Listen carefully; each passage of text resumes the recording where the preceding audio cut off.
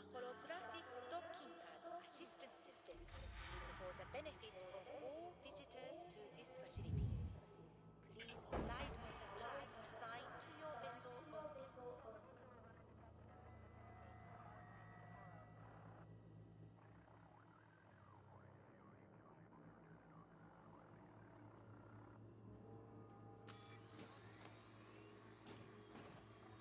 For the safety of residents and guests using this facility, we courteously...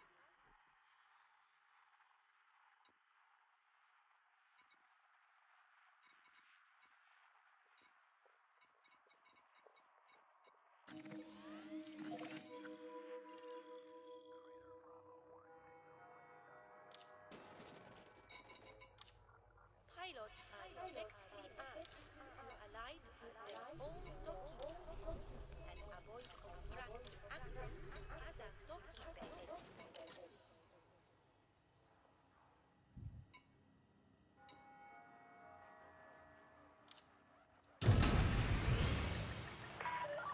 Detachment sequence complete. Please exit the station safely and promptly. This facility Gear. Landing gear retracted. safe speeds when traversing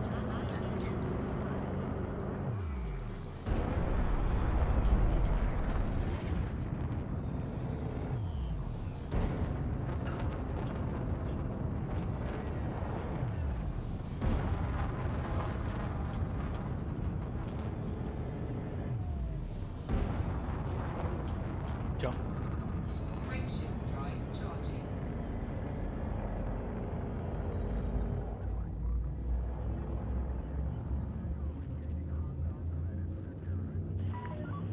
Speed restrictions lifted. Thank you, Commander.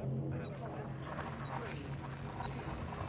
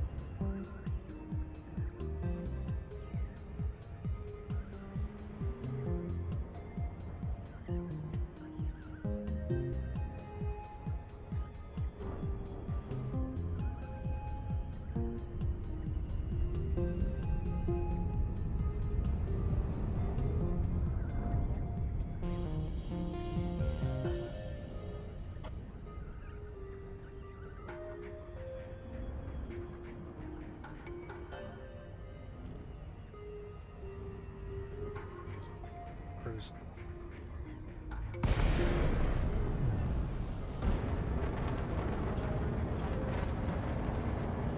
Request dock. Boarding permission granted.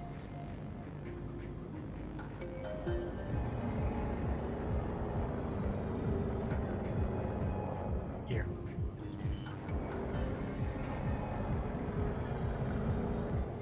Landing gear deployed.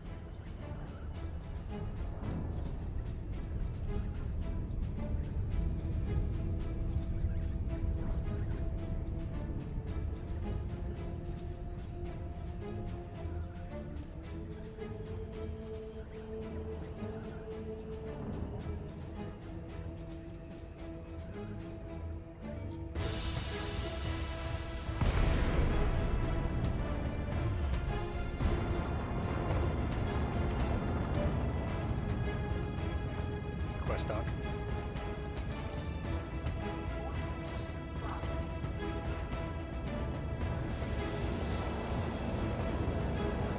Here.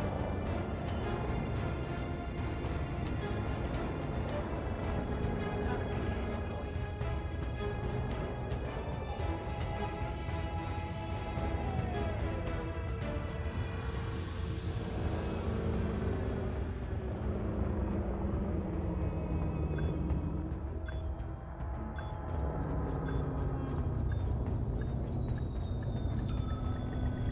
Docking successful. Engines disengaged.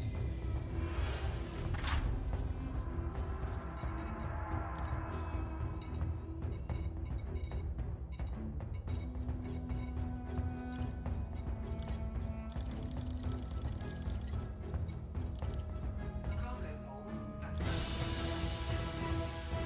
Galaxy map.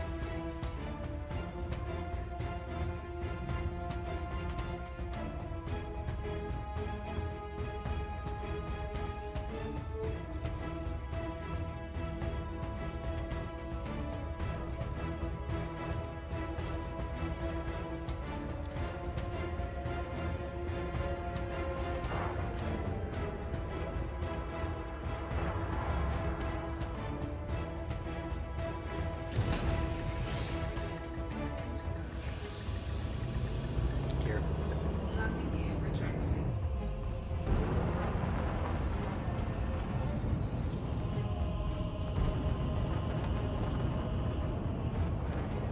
Go. Frameshift drive charging.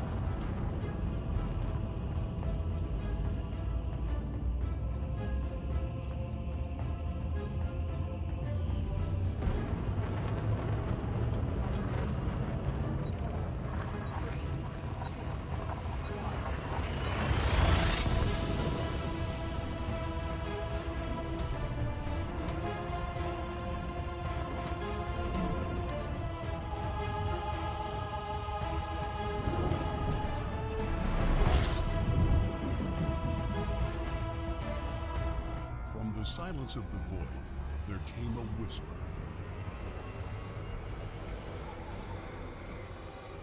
Like a single star in the eternity of space, a gentle thought was born.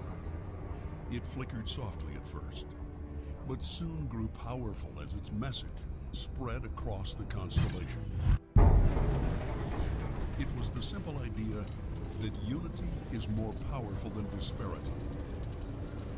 That peace can only be gained through cooperation. Before long, these whispers for change became a chorus of worlds, joining together with a common vision for the galaxy. Together, the members of this new coalition succeeded in uniting the largest group of systems in human history. We call ourselves the Galactic Cooperative of Worlds. No longer will we stand idly by as the powers of old campaign against the liberty of independent peoples. No longer will the cries for justice go unheard. Join with us in the anthem of a new age. The future is yours for the taking.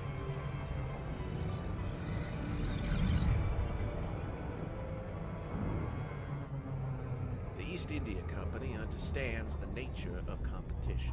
Casualties, losses, and dropped profit margins, these are things the East India Company does not understand.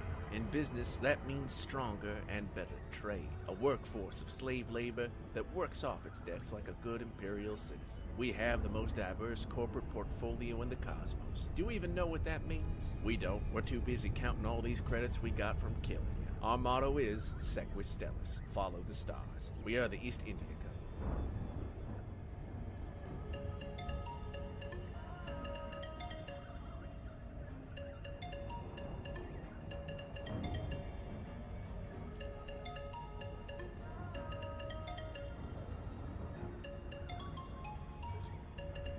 Cruise.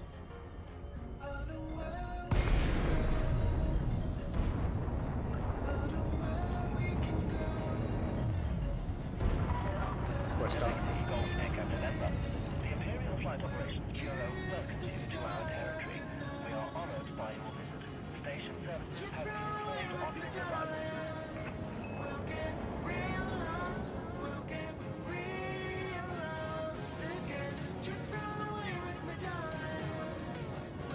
Here.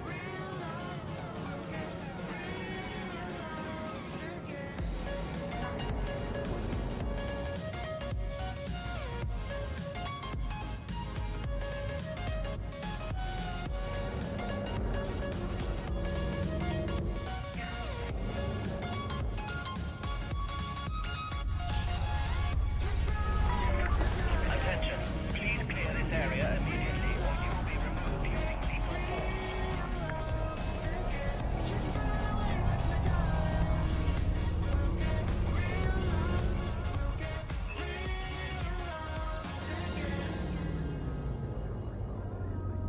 Scan detected. Quest dock.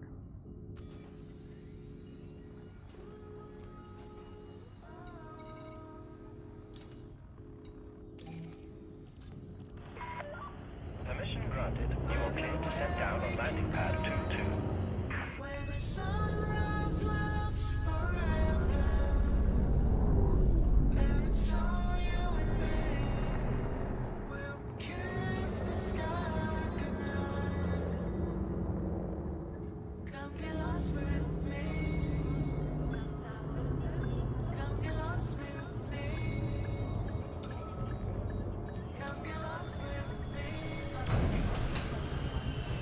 Integrity compromised.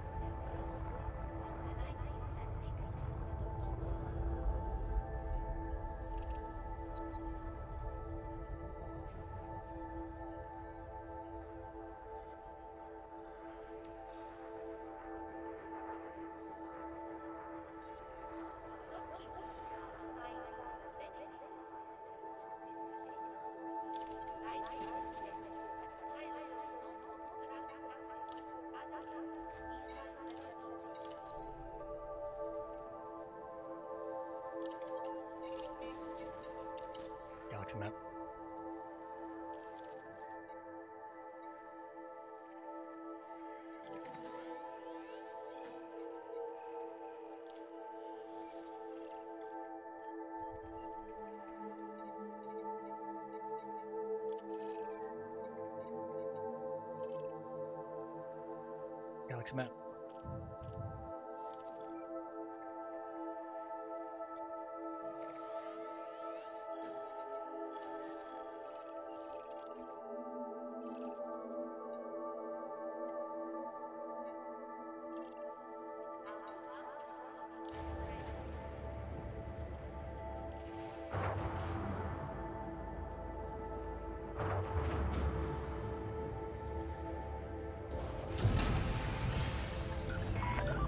Ship released. Please observe safe speeds when traversing the docking bay. Landing gear retracted.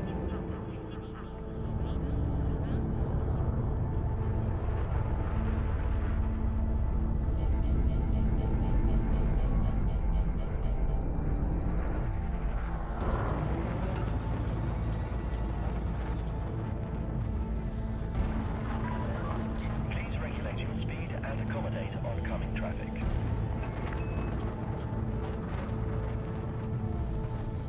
Jump. Frameshift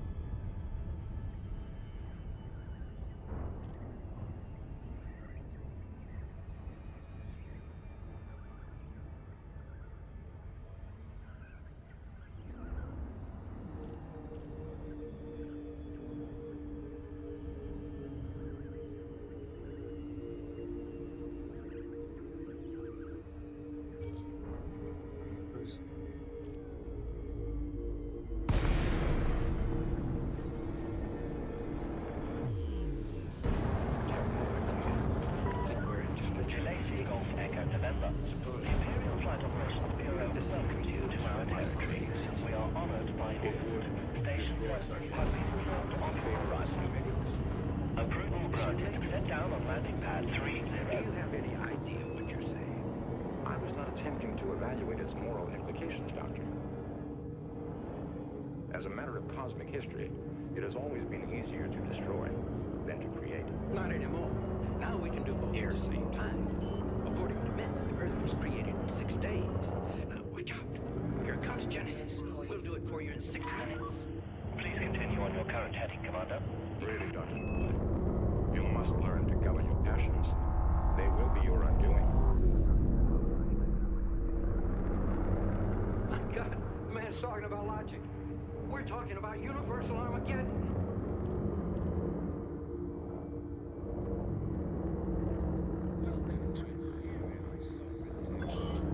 This is part 2 of a multi-part segment. To listen to this segment in its entirety uninterrupted, check out our podcast on iTunes or at youtube.com/c/Radio Sidewinder Media, or continue listening throughout our broadcasting schedule. Fend off, like no one's motivated to go out there and help out these traders or anything like that, because you go in there and you kill these pirates, but it doesn't matter because there's no governing body in that system and no one really with any sort of real structure to pay you for taking out these pirates.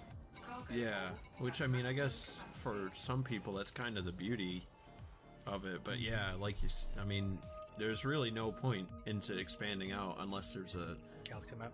Actual force out there that requires your assistance, at least in my look of it. Like, I do a lot of bounty hunting, and I mean, yeah, it's for a profit. I mean, but I mean, I also do it a bit because, you know, I'm not a big fan of pirates or smugglers, and you know, I don't like them in my systems, and I want to protect the people who are, you know, making an honest living, and wow, that's just something I do. So strange, like, who would think of that? Yeah, but I'm not gonna risk, you know, the 16 million credits of Anaconda just to defend some Type 9 who wandered into the wrong system. You know, in that point in time, you're kind of on your own. And even ship-launched fighters, you know, with the addition of the proper fighter bays refitted into some of these ships, it doesn't really help all that much when you've got like 6 Vipers coming at you. Yeah, but I mean, I'm glad that they, you know, the Pilots Federation, not the Federation, did allow or did approve those modifications to go on, because I mean, even though it doesn't really help against like a large threat, I guess even if it's like you sacrifice the fighter, maybe it gives the Type 9 or whoever it may be a little bit of time to jump out and not make that mistake ever again. Mm-hmm. I mean, the fighters are definitely helpful. It's a little extra damage you can inflict on your enemies, and they have to worry about the fighter as well as you, and it's always a nice little thing to have there, regardless of what you're doing. Though, I mean, you know, you have to pay your pilots, but it's not so bad. They only take a small amount. I don't really mind. They're doing work. Yeah, exactly. It would be worse if you had to, you know, pay them and they weren't actually doing anything. Yeah. I mean, this whole superpower struggle, though, hopefully is going to take a bit of a backseat. Like, I'm thinking with this clear, I mean, there's no really way we can deny Thargoid activity that's coming around more and more as Thargoids have been spotted, more and more evidence of their arrival in these bases that people have found, which are clearly doing something with some serious technology in them. All this is a threat to humanity as a whole, and what it seems to be doing is bringing humanity together. Yeah, especially through the likes of Aegis. It seems like this new group, which is actually a jointly founded organization from scientists throughout the entirety of the galaxy, regardless of pledge. There's scientists from the Federation, the Empire, the Alliance, and even some independent powers, but mostly the 3 superpowers, and they decided to put their political agendas aside and really focus more on the gathering of intelligence and, you know, researching the Thargoid bases and the structures and all that sort of stuff that's surrounding the Thargoid mystery right now. Yep. And we all know that they have their own motivations and ideas about what they're going to do when the Thargoids come, but it is nice to see them working together in order to get as much information as possible. I mean, you know for a fact that the Federation's their policy is like, oh yeah, let's shoot them as soon as we see them. Yeah. They've Just shoot 'em. publicly stated that, and the Empire is ready for battle, but their first encounter or their initial response is going to be to try to have a diplomatic solution. And the same thing for the alliance with Edmund Mahone and Jasmina Halsey is there as well. A very close advisor to him now, which is interesting. You know, they're both stressing that we need to try to find a peaceful solution to this. You're listening to Radio Sidewinder.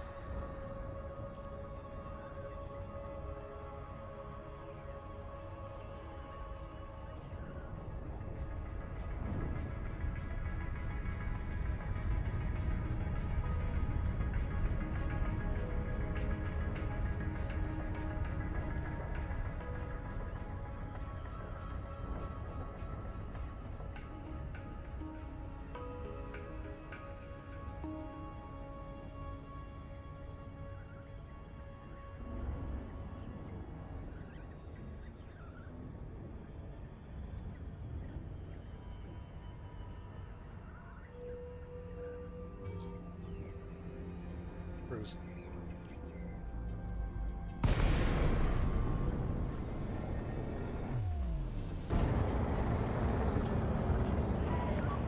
Delayed Eagle Echo November.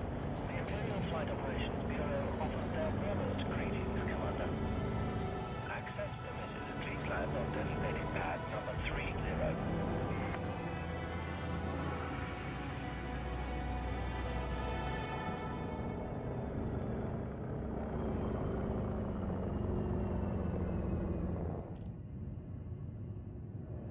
Gear.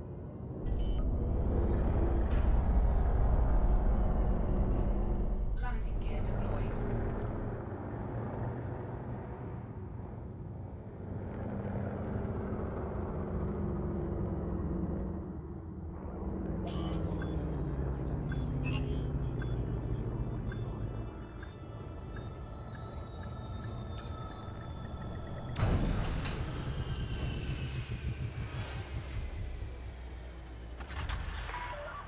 Safe and secure. Systems offline. We trust this facility will serve you well, Commander.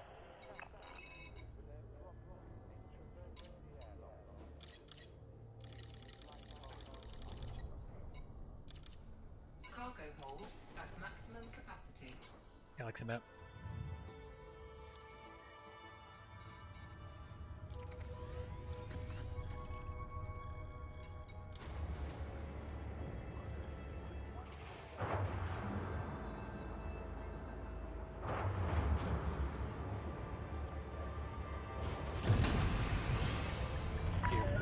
Detachment sequence complete. You are clear for departure.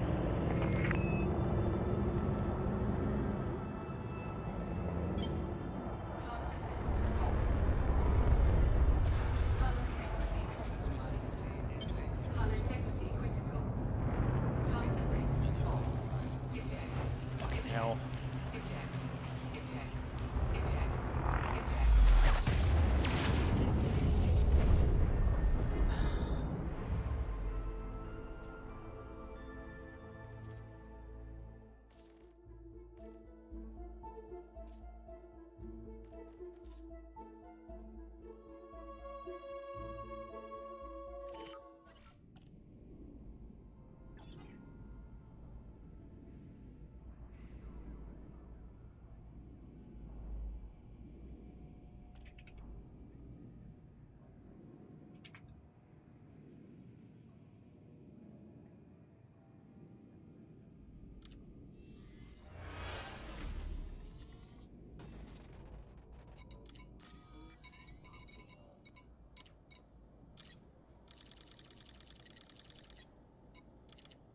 Cargo hold at maximum capacity.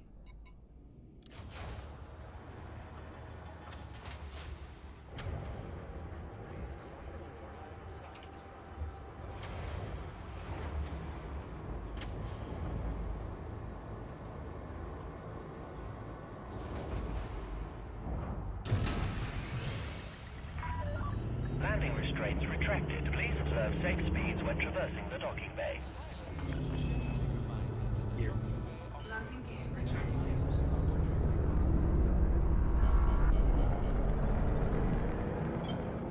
Flight assist off. Flight assist off. You are now leaving the controlled zone. Imperial Flight Operations Bureau now signing off.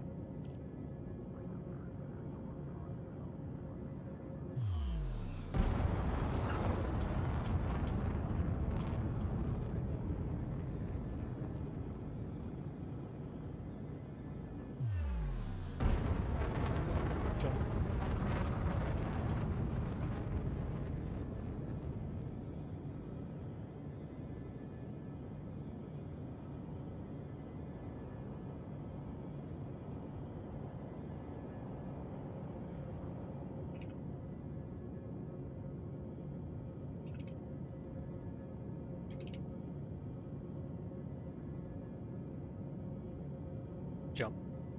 Frameshift drive charging.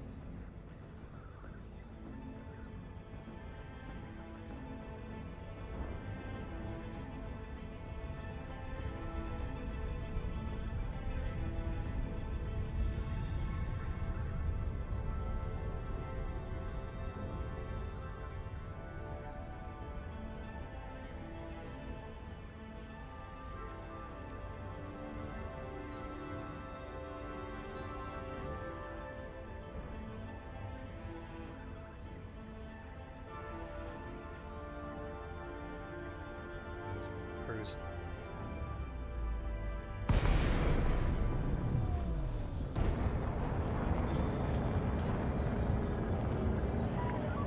Delay City Golf Echo November. The Imperial Flight Operations Bureau offers their warmest greetings, Commander. Docking request approved. Set down on landing pad 03.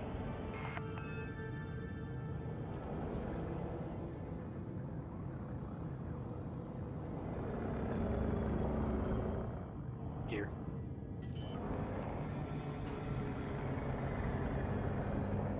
Landing gear deployed.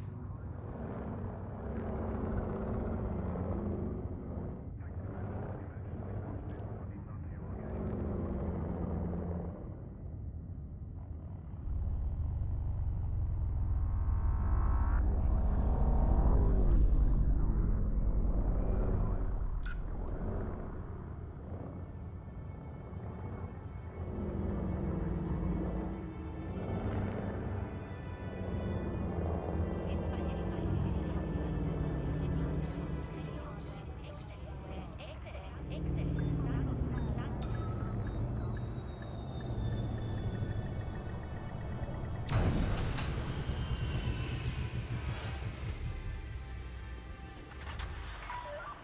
Safe and secure. Execute system shutdown. Enjoy your stay, Commander. Your comfort is our top priority. Where excellence is the standard.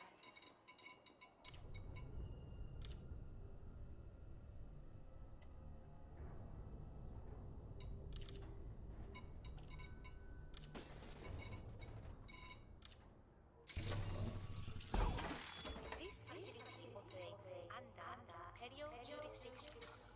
Our representatives are Galaxy map. available to ensure your every need is dealt with.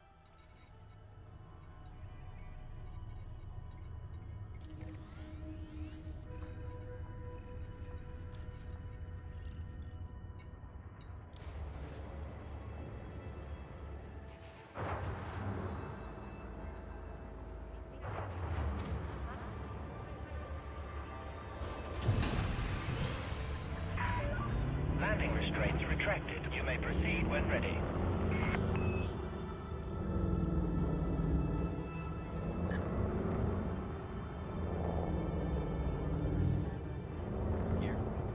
Landing gear retracted.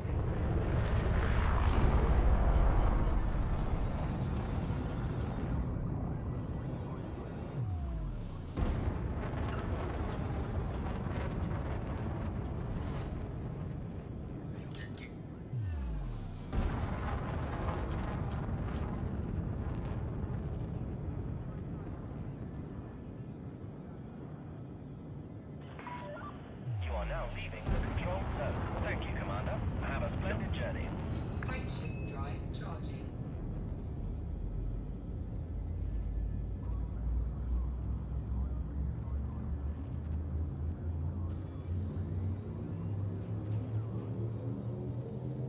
Four, three, two,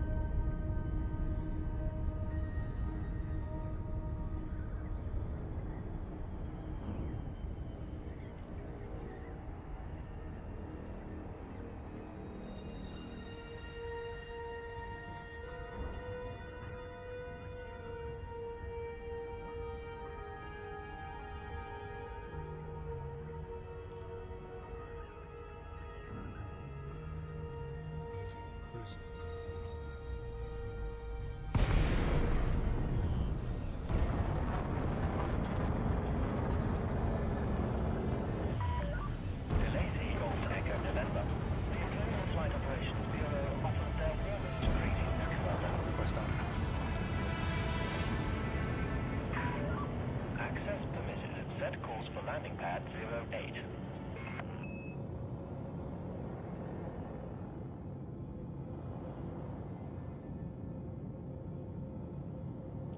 Gear. Gear.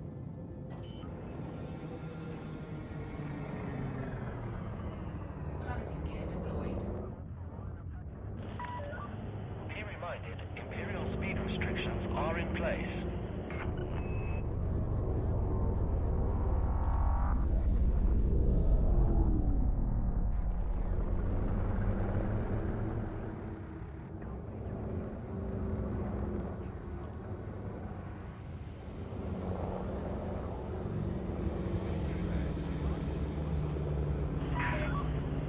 Meters from touchdown.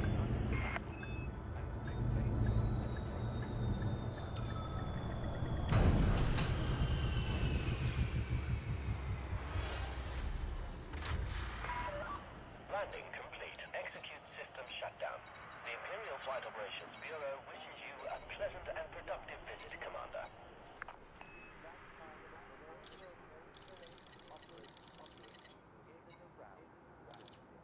Cargo hold at maximum capacity.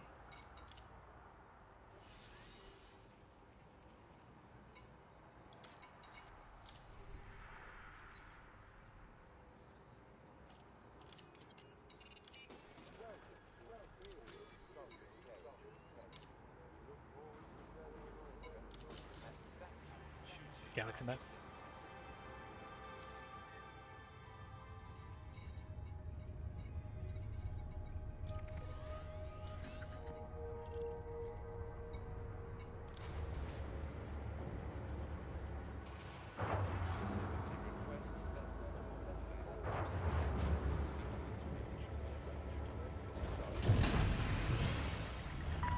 Gear. Landing coupler disengaged. Please exit the station safely and promptly.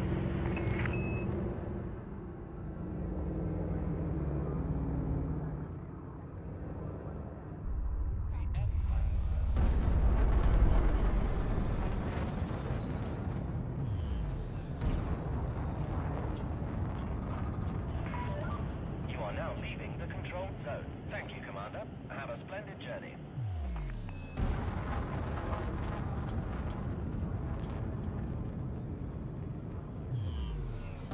Jump. Frameshift drive charging.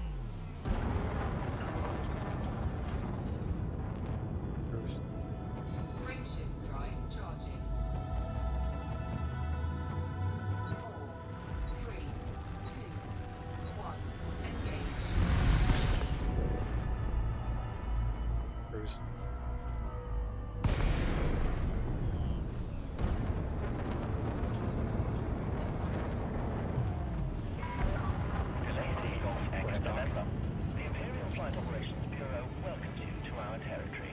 We are honored by your visit. Station services have been informed of your arrival.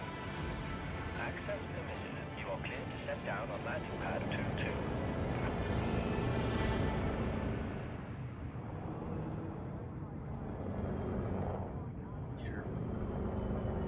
Gear.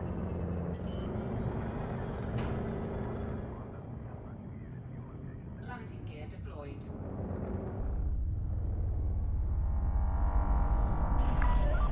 Be reminded, Imperial speed restrictions are in place.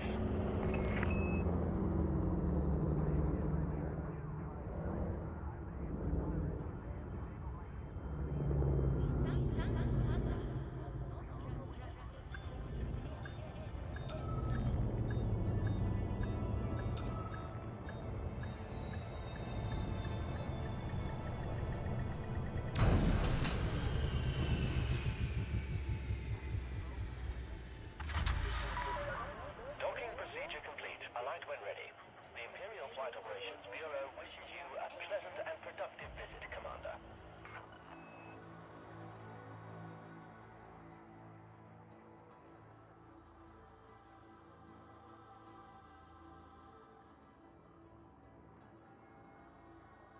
This facility contains all pilots observe safe speeds in traverses and open.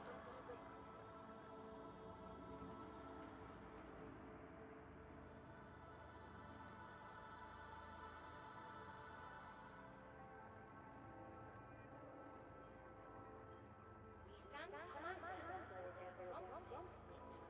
traversing the air. This facility will remain in the flight corridor unobstructed.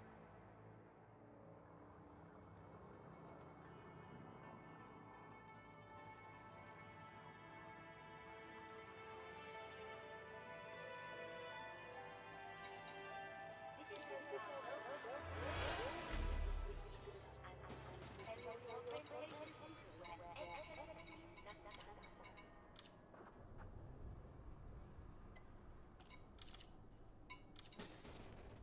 Galaxy map.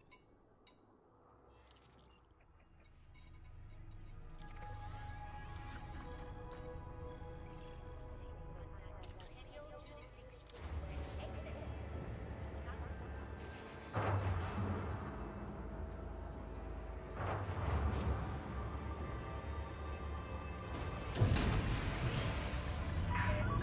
Landing restraints retracted. You are clear for departure.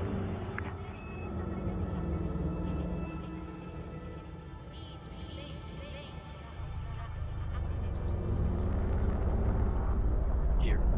Landing gear retracted.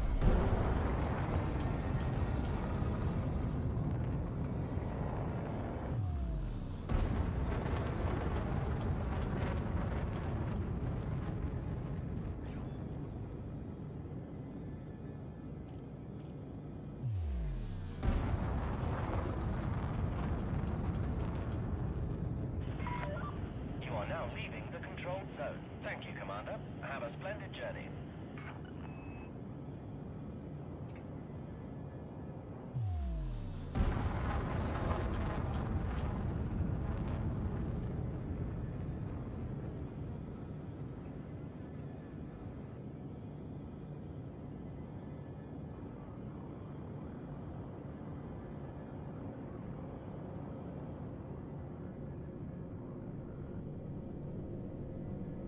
Oh, dude, you're lucky you spoke up. I was about to stop the stream.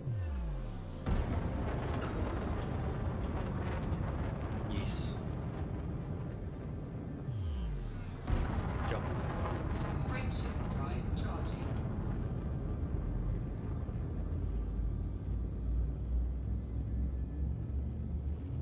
Can you hear me, Nuke?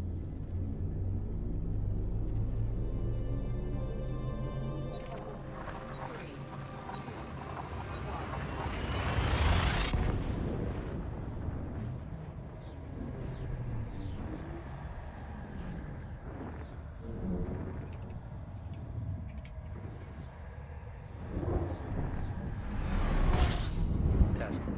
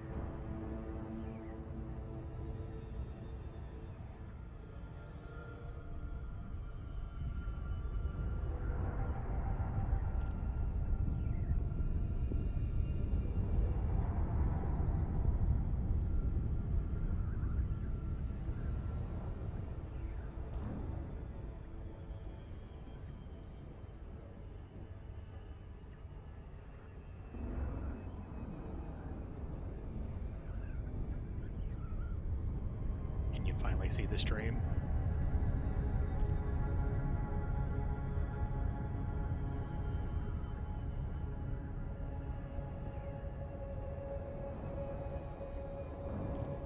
You guys not hear me talking?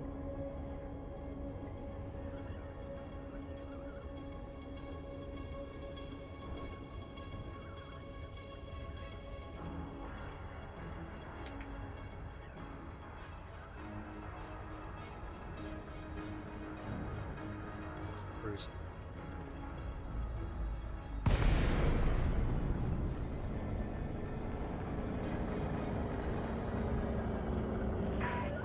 DeLacy Golf Echo November.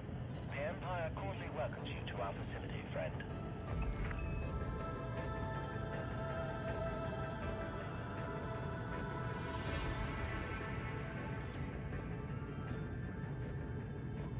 Test, can you hear me?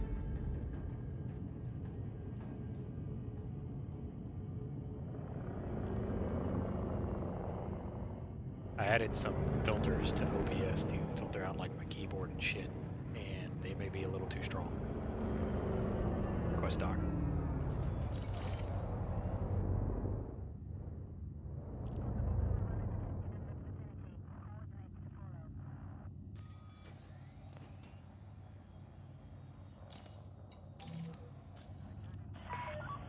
Docking request approved. Set course for landing pad 20.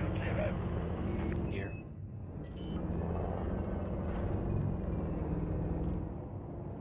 Landing gear deployed.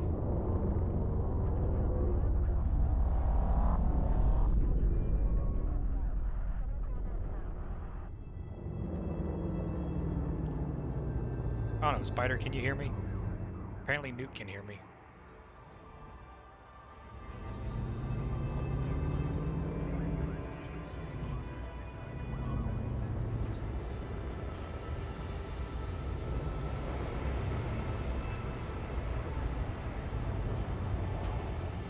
Damn it, where's my fucking landing pad?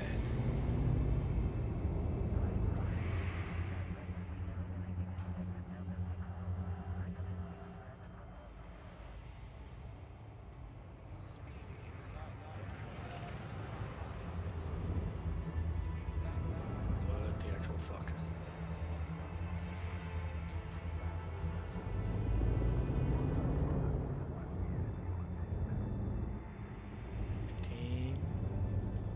The fuck is 20?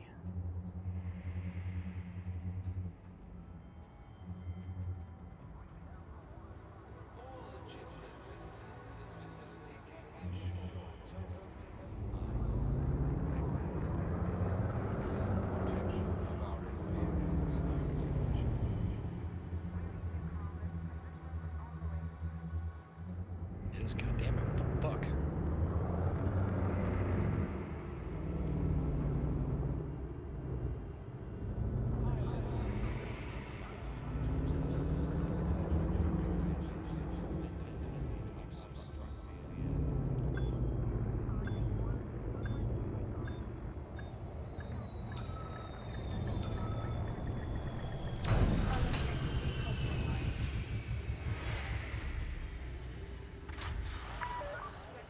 Yeah, the delay is about 7 seconds. I could change it to where it's less latency, but the quality might go down. Let's see what happens. Oop, I'd have to stop the stream because it won't let me change it midstream.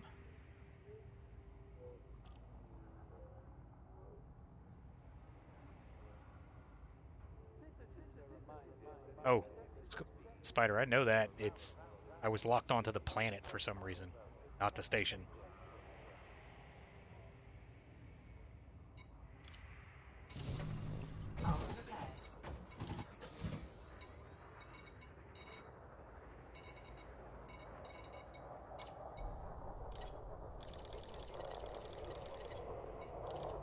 Cargo hold at maximum capacity. Galaxy map.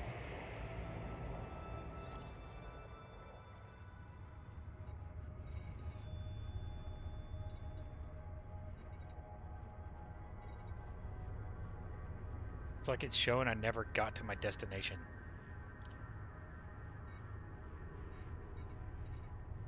I'm like sitting in the place where I'm.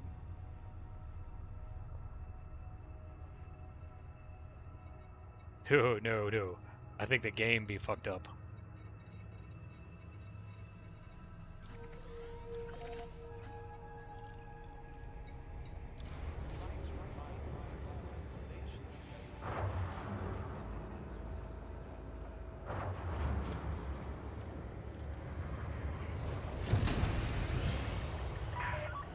Ship released. Please observe safe speeds when traversing the docking bay.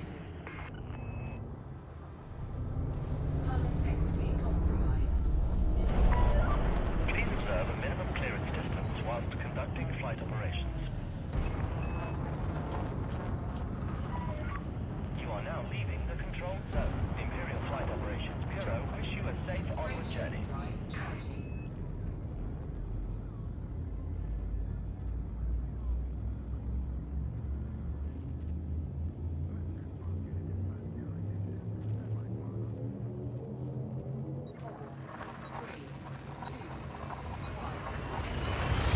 Oh, Spider, you missed it earlier. I accidentally hit FA off right as I was about to boost through the mail slot. Yeah, it was not fun.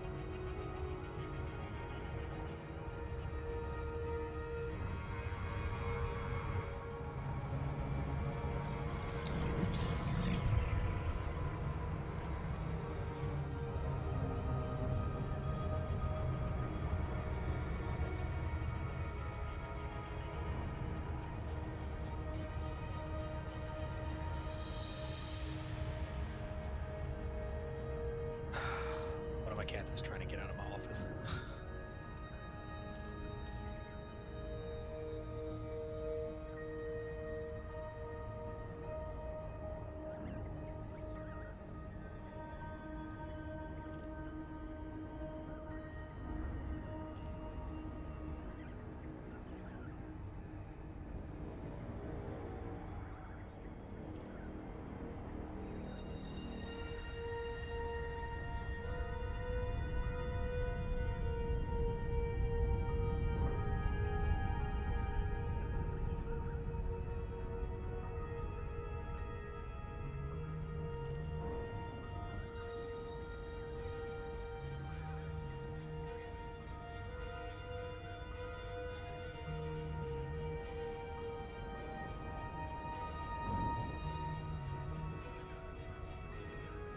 There's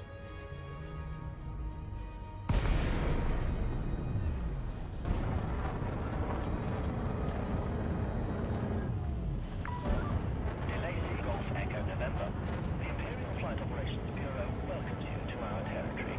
We are honored by your visit. Station services have been informed of your arrival. West Dock. Permission granted. Set course for landing pad 20.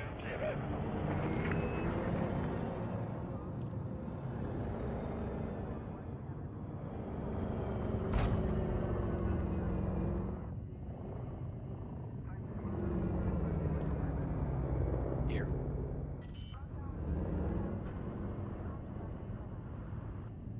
Landing gear deployed.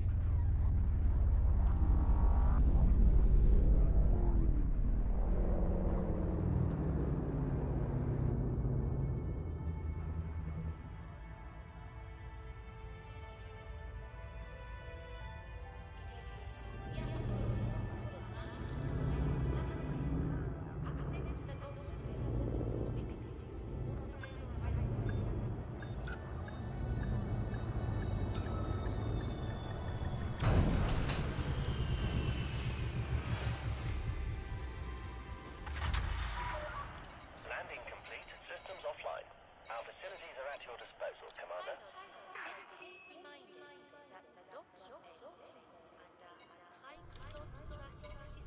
a time-slot traffic system and thank them for their punctuality when arriving and leaving the facility.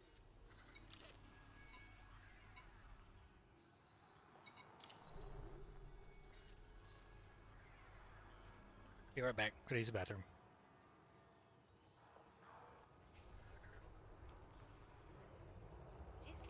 This facility rests that all pilots observe safe speeds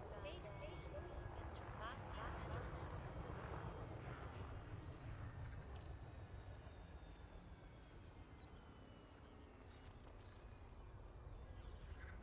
traversing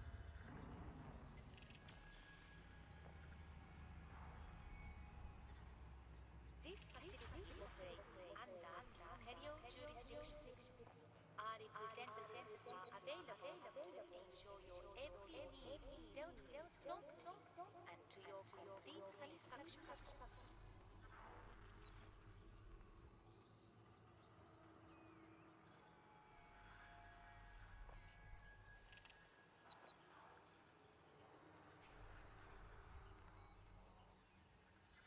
Can't get on to me about not talking. You guys aren't talking. Can't have a conversation with just myself. Well, I could, but it would be boring, and I'd probably be crazy.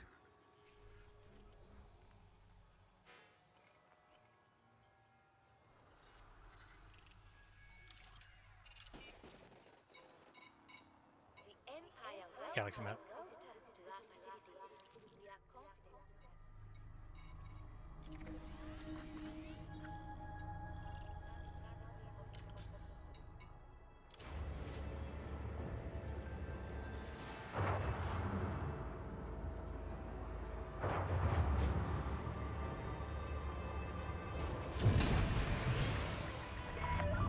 Detachment sequence completed. You are clear for departure. Well, I'm pretty sure most other YouTubers who stream have more than 4 people on their stream.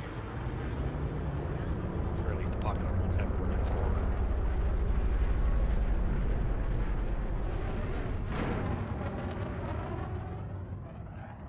Gear. Landing gear retracted.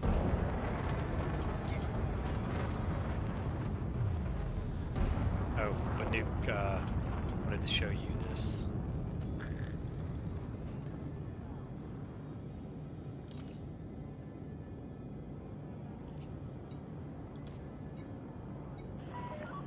You are now I can't see it leaving here. the controlled zone. Imperial Flight Operations Bureau wish you Got a safe onward journey. Grade 5 dirty drives. I'm on thrusters now.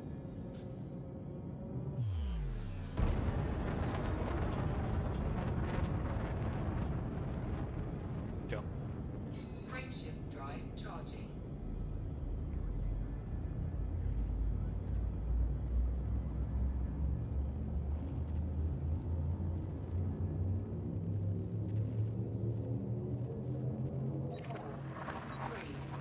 Tell some stories. What kind of story?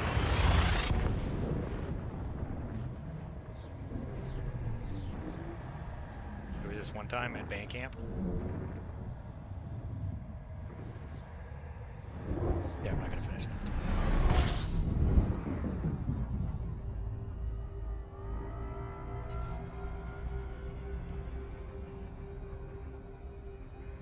This stream would get not be suitable for advertising.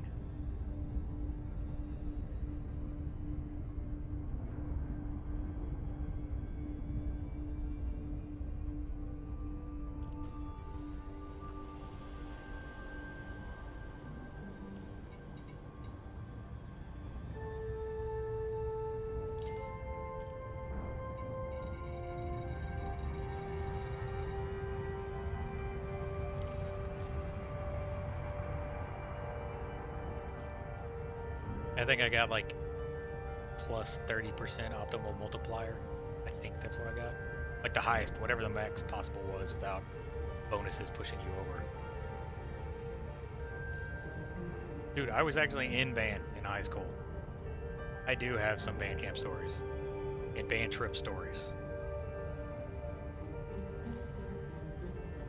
but they are not appropriate for apparently YouTube's new G-rated stance.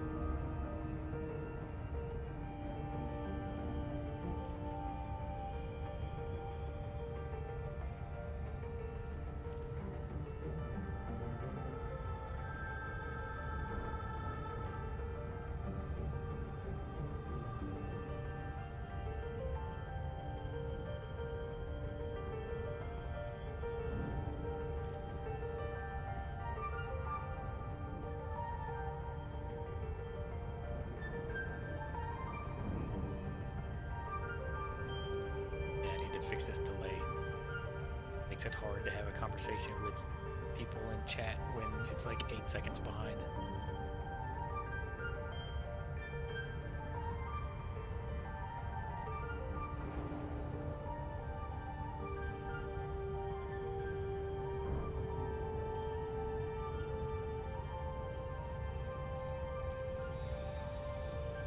Well, the thing is YouTube can do whatever the fuck they want right now because they're the only thing out there. There's not really a competitor. I mean, I could do this on Twitch. I have a Twitch account. I can stream on Twitch, but YouTube's a little more convenient with it automatically being a video on demand. You can join my voice channel. You can join the Joyce channel if you want.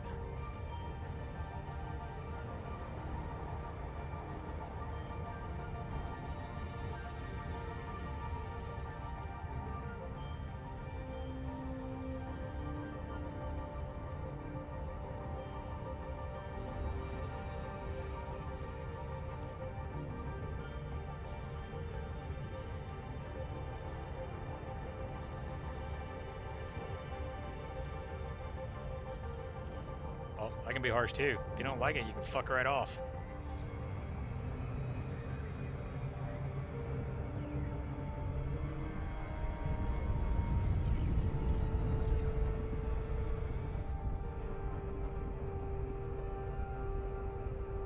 Yes, you can join the voice channel. Up to you if you want your voice on YouTube or not.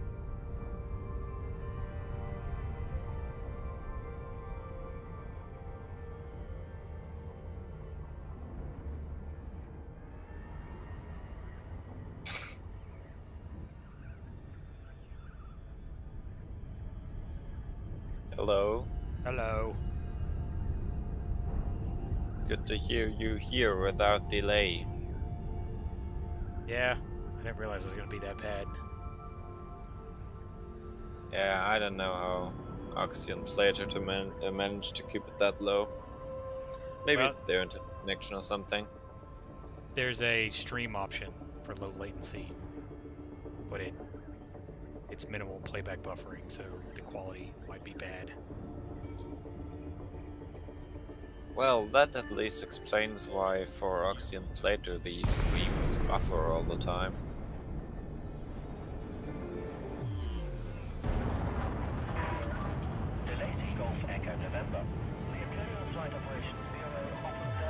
And I'm pretty sure that Spider could join this voice channel if he knew how to do it.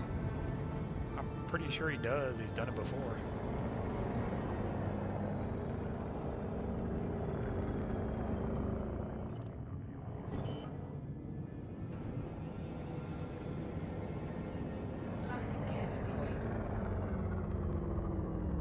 Spider, did you forget how to join voice chat?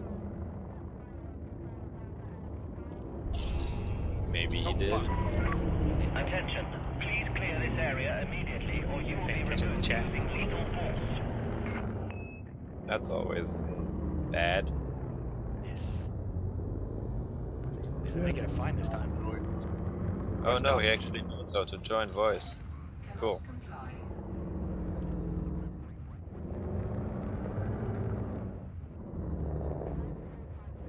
Spider, are you there? Yeah, I'm here. I just had to mute the stream or I would have got me like 3 times in a row. Additional traffic reported. Please ensure you give way to larger vessels. I'm here. What's up? Might have if I actually turned my mic down. Whoops.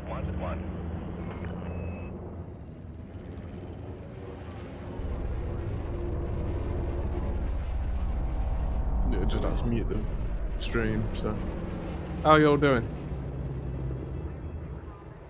Fine. Kind of pissed off. I blew up. I think my rebuy's like 6.5 million. I had 1.6 million in cargo. That's cute. My rebuy for my Corvette is 22 million. Ah. Yeah, but how much money do you have? Period. At the moment, I'm back up to 200 million, but that's only because I've been sitting in Quince for a week. And It's taken you a week to get 200 mil in Quince. oh no, I've actually just been active for like, I don't know, 5 hours, but I'm just that sounds more like it. I don't want to do Quince, but I'm there, and I don't really want to move back to Shinrada or V886 and do stuff there. Yeah. Eh. Kindly reduce speed to 100 meters per second. God damn it, this game is pissing me off. But seriously, I think the highest I've ever gotten in actual cash NED is like 500 million. Not much more. Well, that's not too bad. Well, my current assets are about 2 billion, so Yeah. I have the In assets, one but I go, don't have the cash.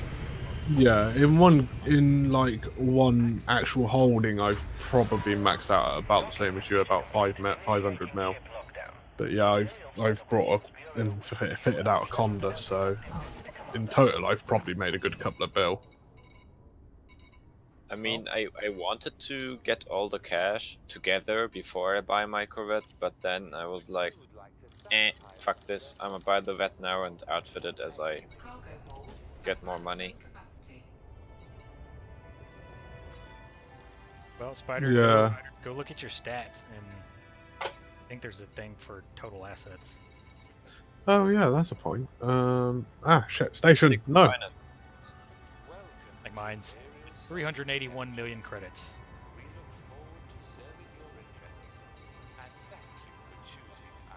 Well, you have a Python right now, so that's pretty good. Current assets is just over 1,100 mil, and my total claims is 16 mil. Ship released. You may proceed when ready. Insurance claims are 13. So basically, if Genji would sell all his stuff and just get one ship and outfit it fully, he could probably get a fully outfitted Python with reactive and stuff. And you could, well, maybe get a Corvette or a cutter outfitted. That would be cool. Yeah, but then you'd have nothing else. Wow, yeah, true. Holy shit, I've made 400 mil just by exploration. Well, yeah.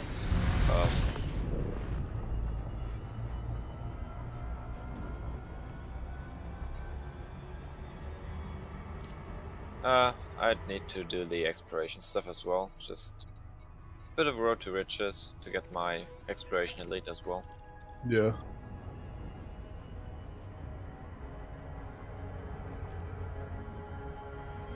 And after that, it's only combat elite left.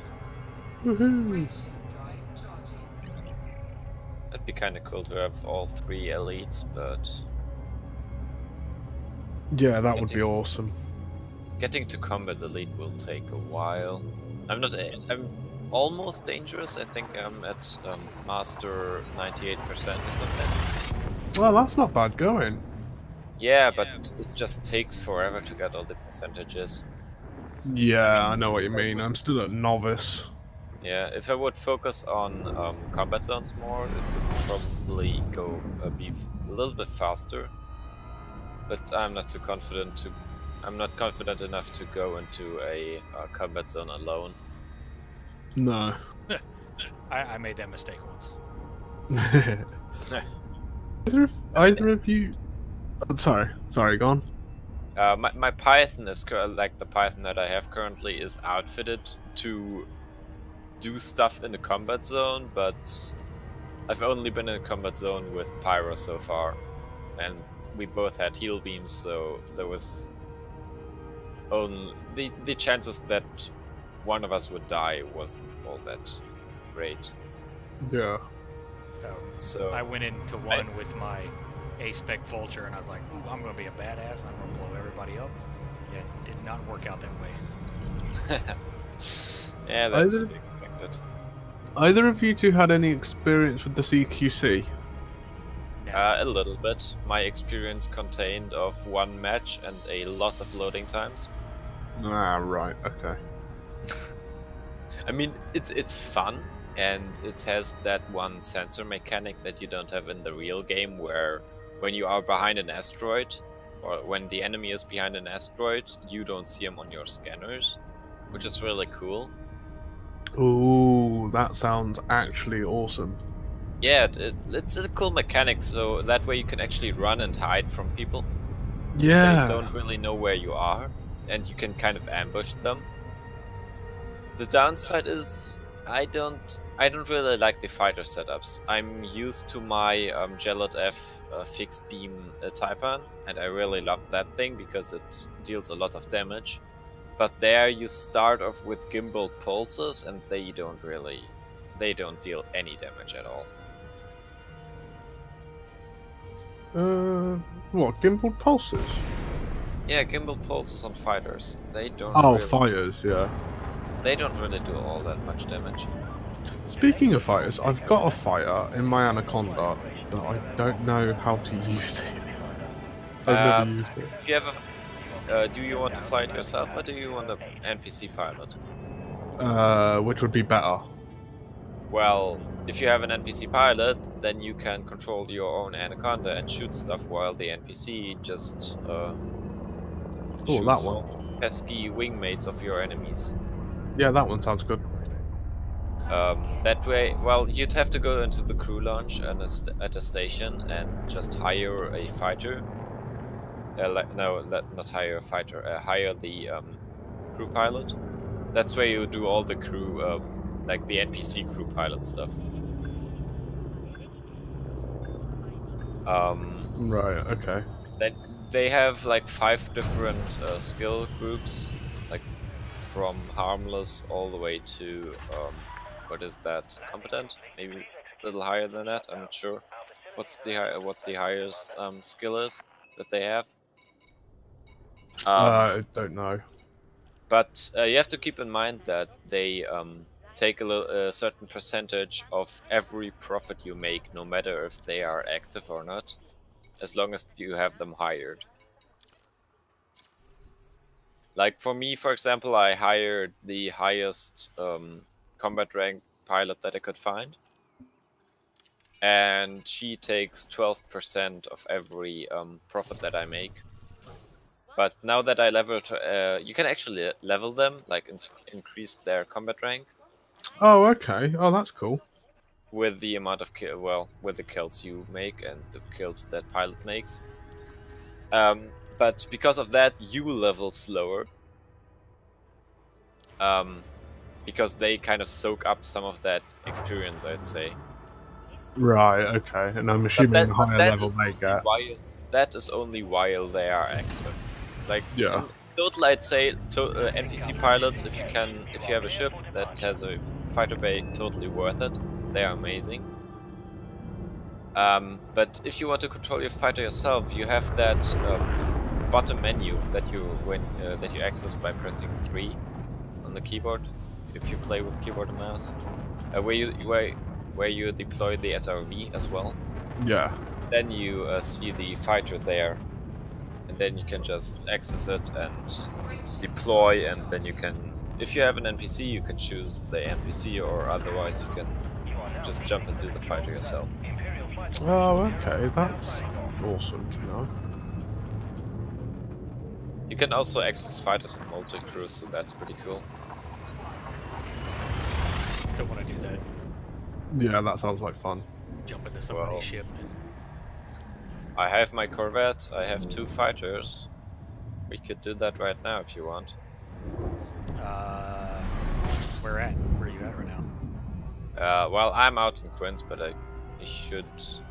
Only thing I'd have to do is get my ship back into the bubble. No, I'm in Quince as well. Huh. I don't know if they are at war right now, because otherwise I might try to take my corvette into a combat zone. I'm in Millerport right now. I shall have a look. Check and see if they're at war, man, because if they are, I'll jump into your game. Yeah, in that case I'll just need to quit Arc. That would take a bit, because loading times and optimization and stuff, but...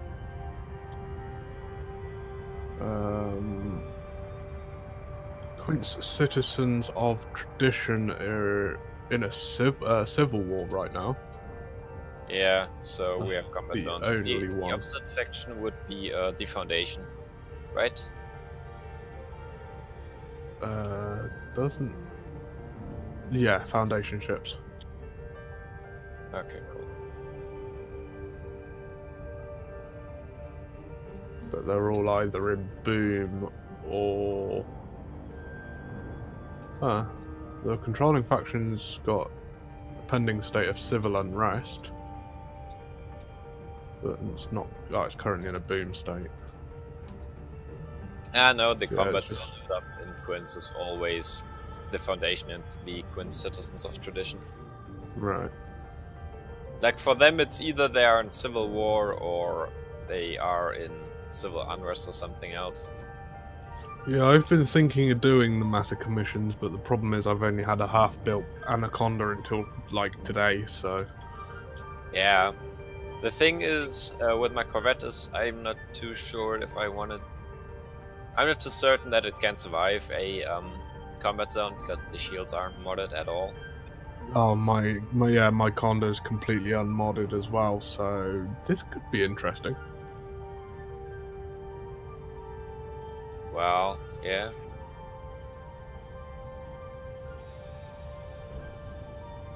So if they're at war, let me just finish my little building thing in Arc, and then I'll hop on Elite. And I shall try and find a decent pilot. Or are you gonna get in Minnie's private group? Oh, yeah, can do. Goddammit. Okay, I've got 3 inactive crew slots on the left. Yes. That's Do the they total act? amount. That's the total amount of crew members that you can have in total. Right, so that's like your maximum, and then the active is like your current ship. Yes. Okay, got it. Keep in mind, if your fighter dies, the pilot doesn't die, but if your ship is destroyed, then the current active pilot will die as well. Right, lose the ship, lose the pilot, lose the fighter. Yeah, Keep like that's why Minnie lost that elite pilot when I more or less accidentally killed him in the Darker Ship stream. And I'm assuming if you lose the fighter, it's the same as the SRV, you have to go back to a station to get another fighter. No, the fighters, like depending on the size of the fighter bay, you have a certain amount of fighter slots, like I think 1 for the class 5 and 2 for the class 6 and 7. That's the amount of fighter. That's the amount of fighter types you can take with you. Like if you only have 1 fighter slot, you can only have like say 1 Taipan with a certain outfit, like a Jellet F Taipan or something. Right. And with the class 6 and 7, you can have multiple. Like you can have a Condor fighter and a Taipan. Okay. And then you can choose which to deploy. Yeah, because I've got a 5D fighter hangar and currently using a Taipan Aegis F. Yeah, for example. Okay, so if I wanted more than 1 fighter, I'd have to get a higher tier fighter hangar. Yes. Wow, poop. So yeah, if my fighter dies, I have to go back to a station then. No. That's the other thing is that you have a fighter, and it gets destroyed, and you have a certain amount of fighter rebuilds. Oh, okay, that I didn't know. And that's the difference between the Class 6 and the Class 7 fighter bay. That the Class 7 fighter bay has more available rebuilds. Right, but the Class 5 doesn't. No, every fighter bay has rebuilds available. It's just the difference between the Class 6 and the Class 5 is the Class 5 only has one fighter slot. Okay, so because I'm looking at my fighter hangar now, but it's not telling me anything about rebuilds. Oh, no. Class rating, mass. Exactly, that is. It might be in the shop screen, maybe. Cargo hold at maximum capacity.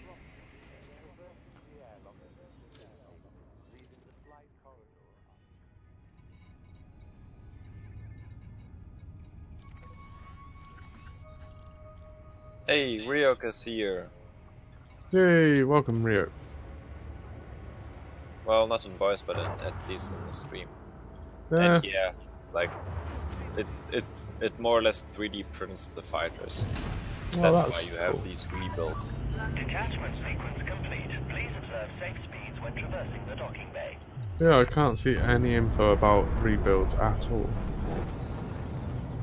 I think you can Whether I'm being stupid. Coriolis. Yeah, it doesn't even state it on the fighter either. Pitch, raw, DPS, roll, speed, shield, armor. Yeah, it might actually tell you when you buy it, but doesn't tell you in the if you've got it equipped. There, Coriolis tells you it's 60 fighter bay base, 2 rebuilds per bay, 8. Sorry, say that again. You went a bit fast. Coriolis tells you the amount of rebuilds. Like this for the 6D fighter hangar, it has 2 bays, so 2 different fighters that you can put in there, and it has 8 rebuilds per bay. Okay, what about Class 5? Looking at that right now, there it is. It only has 1 bay and it has 6 rebuilds per bay. So it doesn't tell you anything like that.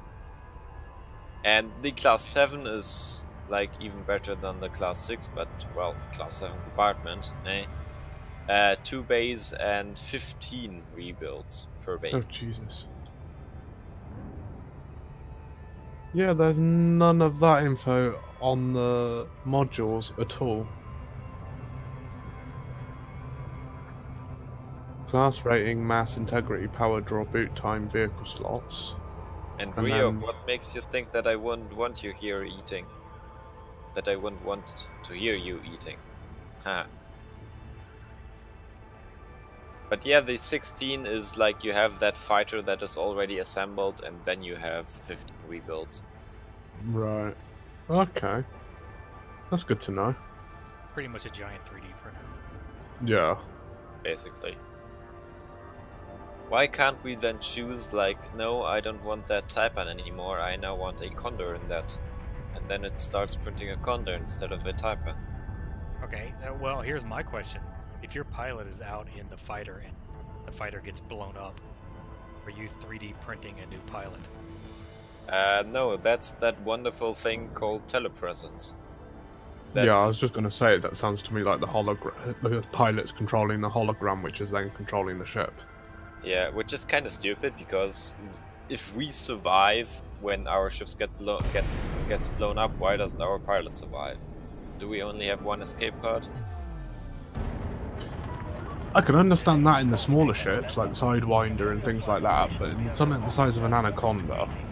But yeah, well, the Sidewinder doesn't have a co-pilot seat, and No. thus can't put any fighter pilots in there.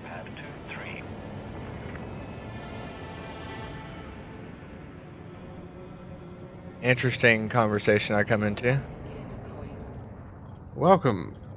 Well, why isn't it interesting? I said that was an interesting conversation I came into. Well, I can never tell if that is sarcasm or not. Of course it's sarcasm. He's American. Well, yes. Everything he says is sarcasm. This is me, Nuke. Yeah, I know. I should see it. I have a second screen in Discord. Thanks. Now, children, play nice. Never. Next question. How do you know which is a good pilot and which isn't, apart from the rankings? Is there, like, different... For PBE? You talk about NPCs?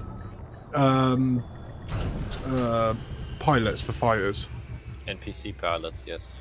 Yeah. There isn't anything apart from the rank. Just they look different and their names are different. That's about it. Alright, okay. I didn't know whether there's like specific pilots for specific breeds of fighters.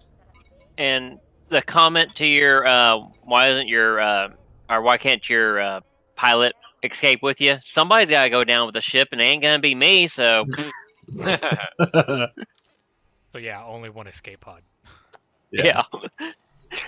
Keep patching that together. I'm gonna go stand over here and fix this. Bye. Okay, is it better for me to go with a cheap fighter pilot and level it up myself? Yes. Alright. 100% better, because once he gets to the higher ranks, he will cost you less. Than if you went with like an expert and you ranked him up. Yeah, that's what I was thinking. Like, I think if you take a... Like, what's the lowest rank? Novice or something? Yeah, I've got harmless here. Yeah, harmless. If you take a harmless pilot and rank him up to... goddammit, what's the highest? Expert. Elite. Elite. Elite. Like, if you take him to the expert level, he only takes like 5%. At least that's what I've heard. Right now, the pilot that I originally got, I got him at harmless, and he's dangerous right now, and I think it's like fucking 9% or something, 8%. Yeah, so it's a lot cheaper. Yeah, like my pilot, I got her at expert, and she's master now and takes 13%. So like 1% up, but expensive. Until you have somebody by the name of Minnie decides to destroy your ship, and you suffocate, and you lose your elite pilot. Yeah. Once your pilot gets up to a higher rank, you set that pilot out, and you get a cheaper throwaway pilot, because it takes you forever to rank him up. Mm-hmm. Oh, what? So, are you saying level him up and then flog him? No, level him up, and you use him whenever you want to use him, and you know you aren't gonna die. Oh, I see what you mean, for like farming and whatnot. Yeah, if you think there's a chance you're gonna die, then you have a throwaway pilot that is way lower rank. Like PvP, people don't use their elite pilots. They use a throwaway pilot that they don't care if they lose it or not. Kind of like how we treat Red, and we treat him as a throwaway. Just kidding, just kidding. That's mean. I die all the time. I still have my dangerous pilot, though. Yeah.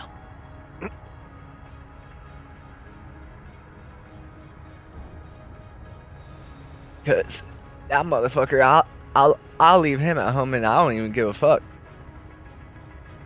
Isn't he still eating up part of your profits?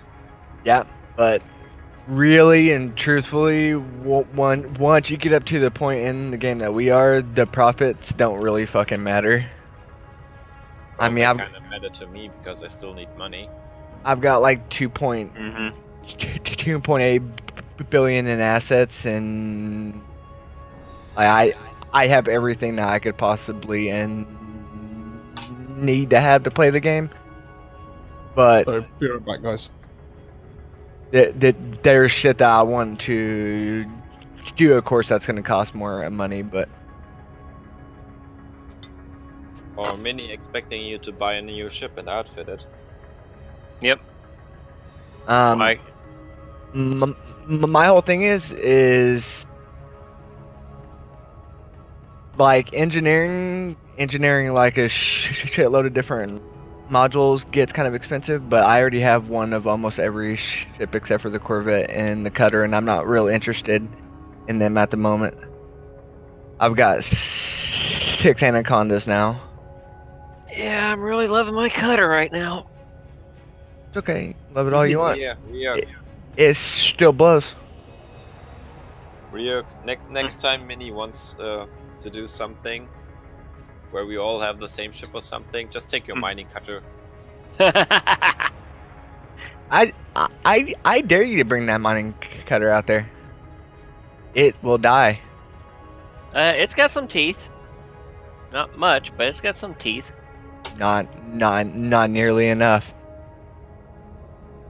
Well, it's a mining cutter. What do you expect? Exactly. So, all of this. Oh, I'm really enjoying my cutter. Eventually, I'm gonna catch you out, and you're still gonna have to rebuy it. Yeah, but here's one thing: I can jump out and not have to worry about mass reduction. So you can't mass lock me. Yeah. Doesn't matter. I can chain interdict you. Eventually you will die. High wakes. Yep. I'm pretty highway could be the only way. And if I was gonna try to pull you in your cutter, I'd probably have a wake scanner. High wake, and bye. Eventually you're gonna run out of fuel. I'm pretty sure it would take the cutter longer to run out of fuel than most ships that you'd be in. Yeah, especially when I could scoop about almost 1,000 or so.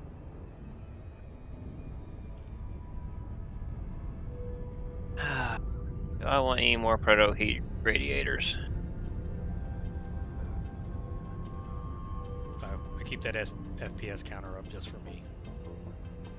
Honestly, the only way that the cutter is worth anything is if you have a fucking Class A prismatic on it with at least 4 shield cell banks and fucking 6 shield boosters. That's the only way that ship is worth anything.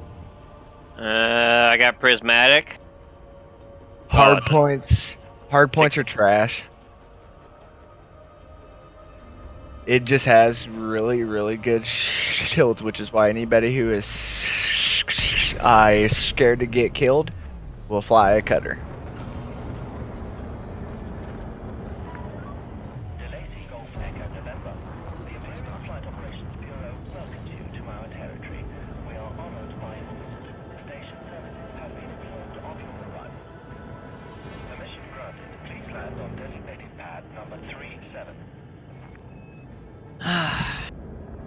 $30 proto heat radiators. I think I'm done. And sorry, hopefully we're not, taking over your stream.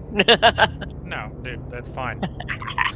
Oh hell, now I didn't know you were something streaming. to talk about. Now he has actual people talking in his stream. Okay, Dude, I'll flip it on out. Everybody's Plater stream, Oxy stream, Mini stream.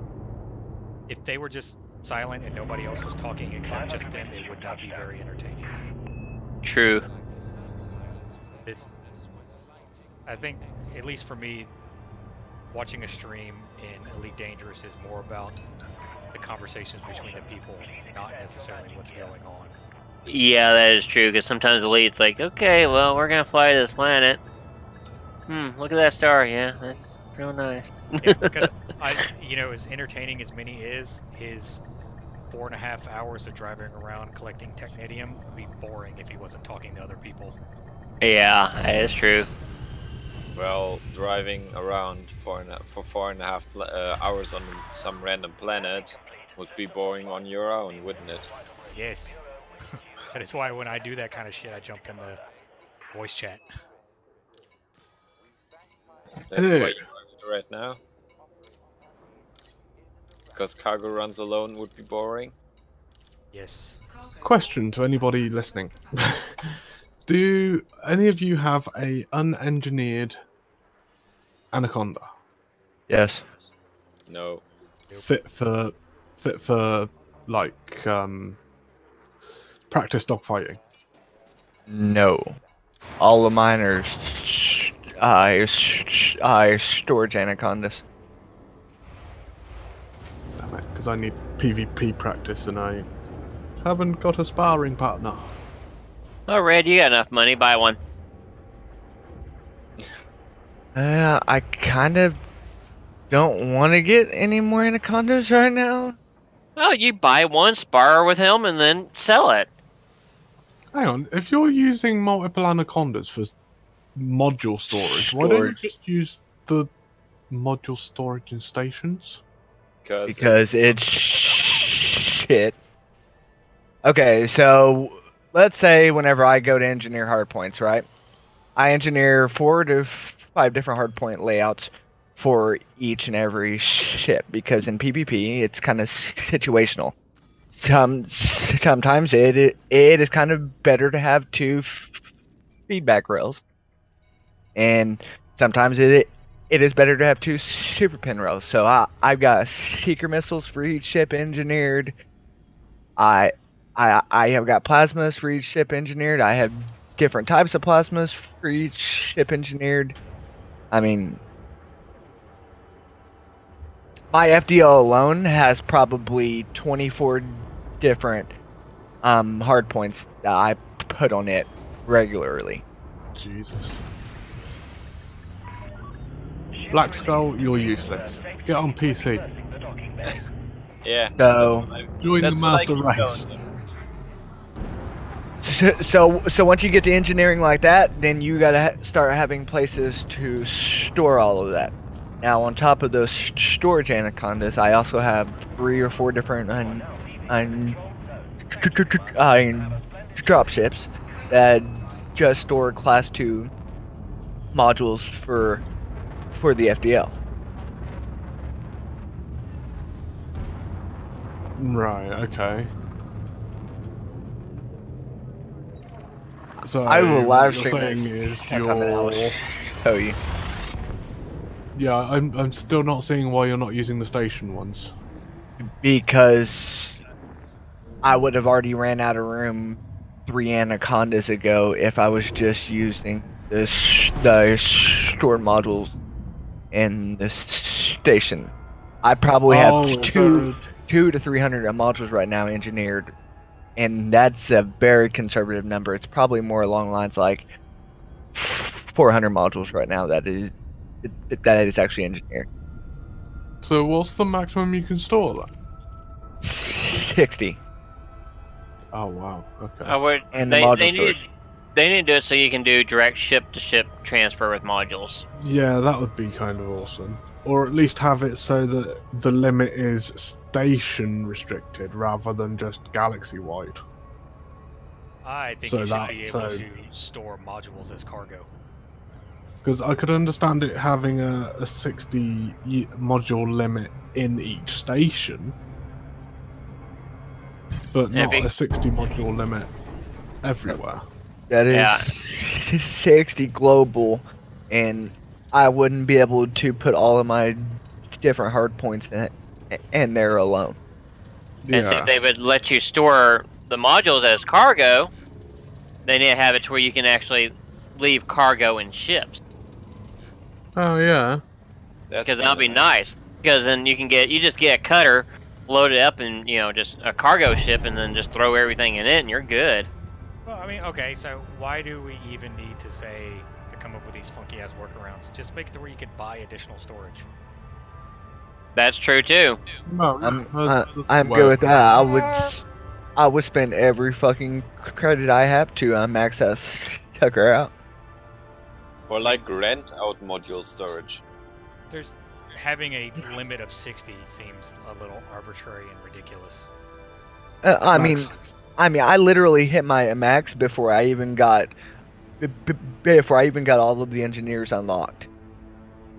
Black Skull, you're in England, aren't you?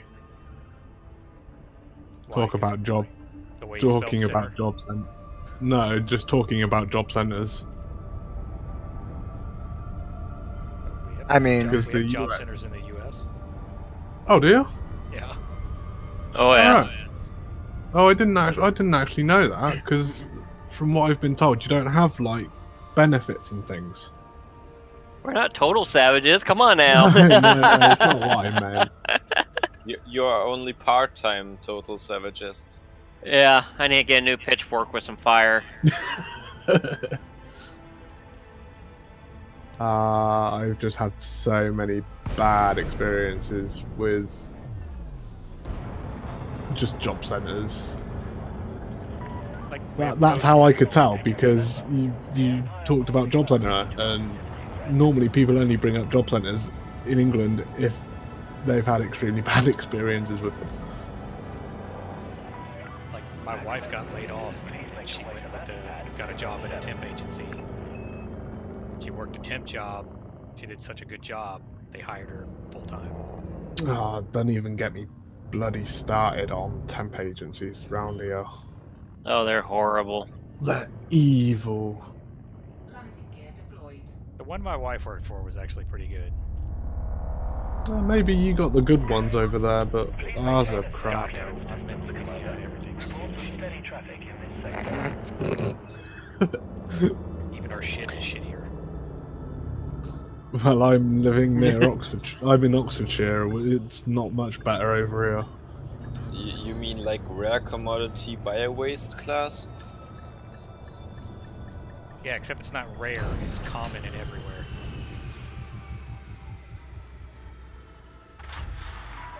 Louisiana, like in just about everything in the United States, is the second worst. We're only beaten out by Mississippi. Thank God I'm in Texas. So what is it you're looking for, Black Skull? Texas. What is it you're looking for, Black Skull? Anything just to get you off the fucking dole, or specific? I think for him it's right now just he needs money. Yeah, I've been there. Well, I'm pretty sure there's lots of street corners where you live. Raise up that hairy leg hair. Ooh, yeah.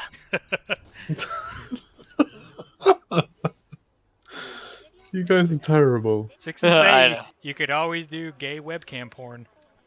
Oh God. Oh no. You could always become a streamer like, say, Oxy. There's always a market for that. I like your beautiful chest hair. It's sexy.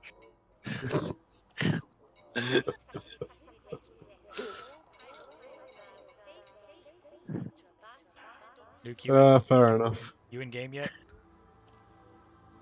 I'm in game, yes. Are they at Civil War? Are there massacre missions? Whoops. So whereabouts in England are you from? Just curious.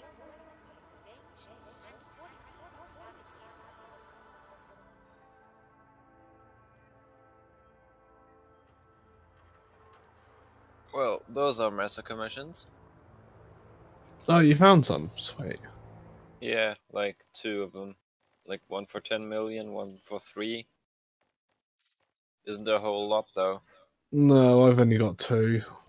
5.5 and 2.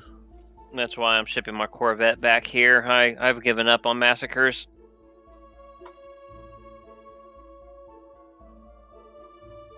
Oh, we just wanted to do some multi-crew stuff, and, well, the best place in Quinns to do multi-crew stuff is a combat zone.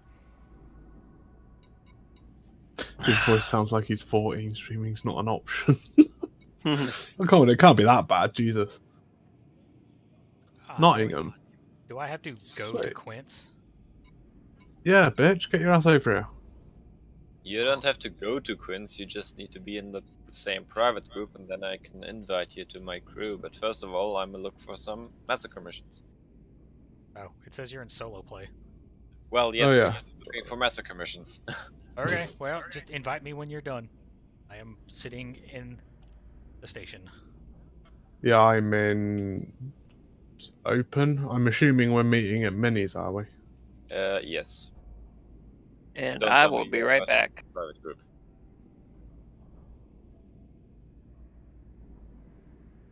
And that was Ryok. Yeah, he said he'll be right back. You are in Mini's private group, right? Yeah, I am now, yeah. Yeah. So let me tell you how bad Louisiana is. There is a military munitions depot here that is storing a bunch of explosives, like bad shit. Oh, wow. And they needed to get rid of it. And they decided the best way to do it was an open burn, which basically means they put it all in a pile and set the shit on fire.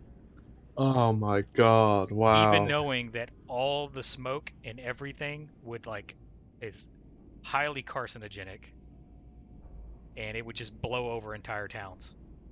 Not to mention the millions upon millions of small round little pieces of lead flying through the air. No, not bullets.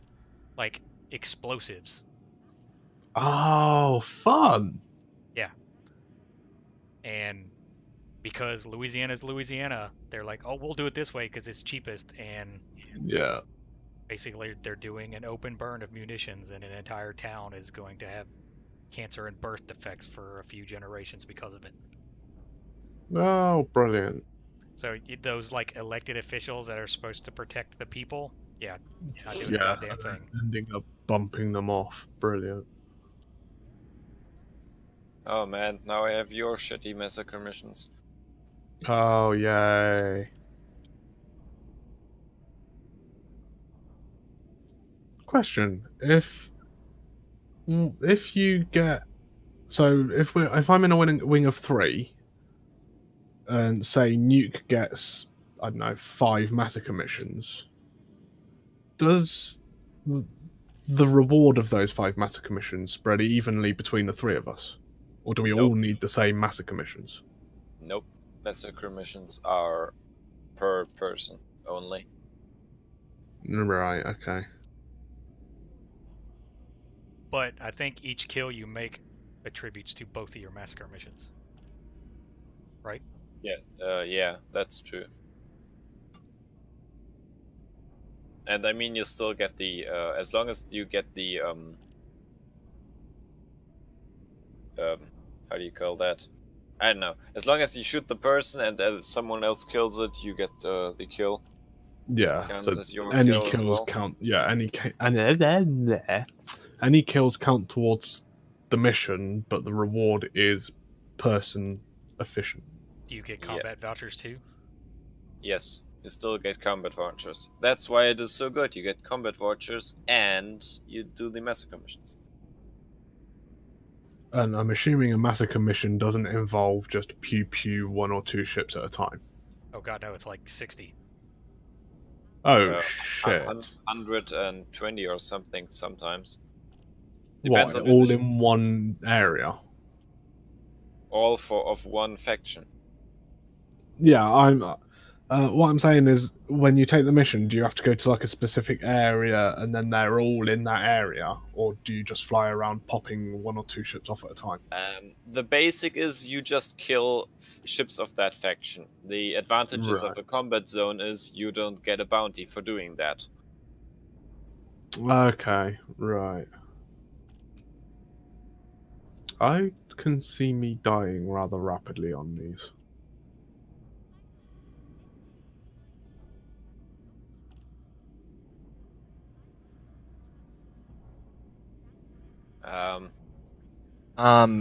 The only advice I could say is stick close to your allies, and let fucking let the other people in your wing pull aggro on ships before you start attacking them. Well, I mean, the plan was multi-crew, not wing action, right? Oh, is he a multi-current into your ship, or are you multi-current into his? Well, I'm the one who's sitting in the Corvette, and he has a Python, so probably my ship. And if you are a multi-current in his ship, then you will be fine. If you get blown up, all that it is just a fighter. All right.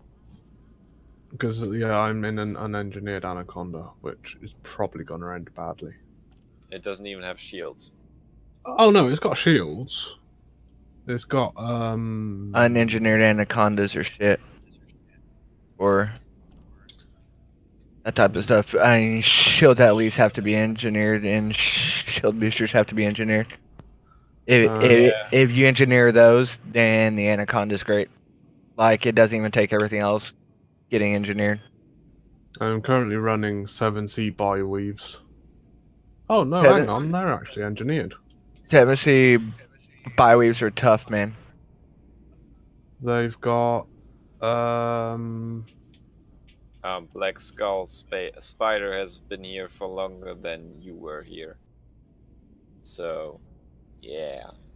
Just over 75 tons of mass. 99% optimal strength. 99% is... did you go reinforced or thermal resist?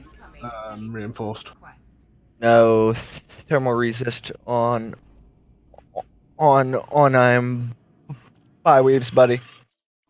Yeah, I'm currently running a 41% kinetic, 16.7% thermal, and a 51.4% explosive.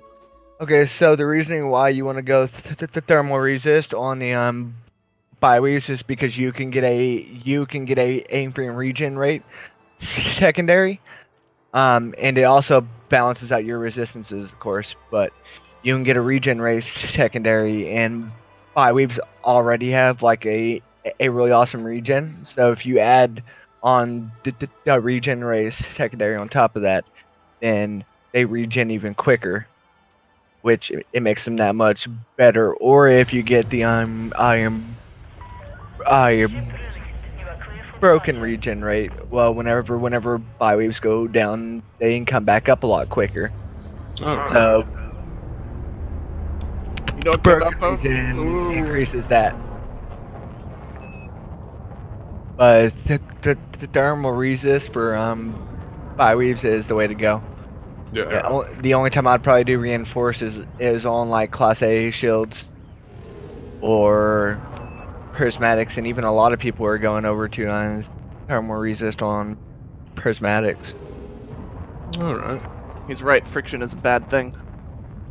Need to lube it up. I'm in your ship, but where do you want me? Gunner or just sat here? I don't have any turreted weapons, missiles, or anything, so you don't have to actually pick a role. You just press 3 and then look down. Then you have the 2 fighter slots. You just pick a fighter slot. Oh, okay. Click on deploy and then fly away. Well, are we ready to deploy yet?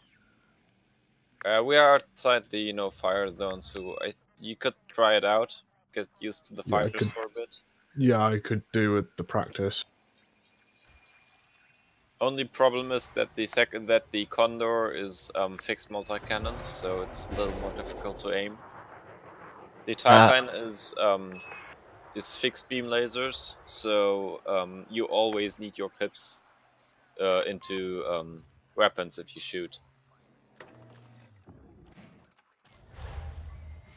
If you pop a chaff tube once your distributor gets low, then you can infinitely shoot.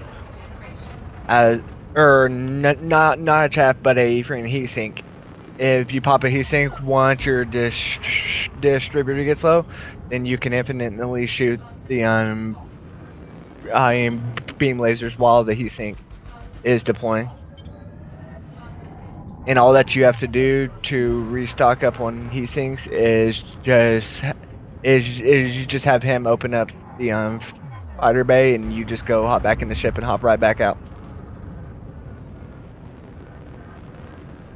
So are we fighting each other, or fighting the mothership, or flying around, or? Oh no, I'd jump into a combat zone, but just get used to it's just getting used to the controls and whatnot. Because so it's fixed weaponry. Yeah.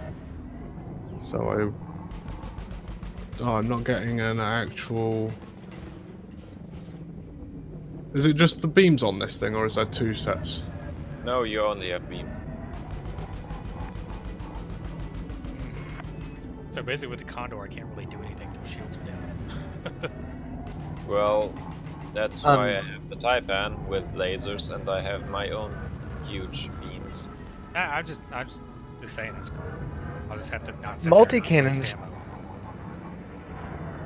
Multi-cannons do quite a bit of damage too, and restocking is literally just having him recall you back into the ship, and you basically just slide into the dock, and then it will put you in the ship, and then you just instantly go back into the number 3 panel and redeploy, and that will refill all of your chaff and your weapons. I think Actually, weapons don't ever run out of ammo. Yeah, like multi-cannons and even plasma repeaters on fighters don't ever run out.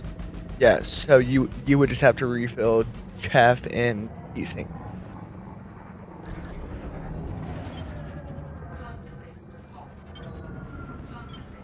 So yeah, and you can just, with the 3 thing, you can just request dock.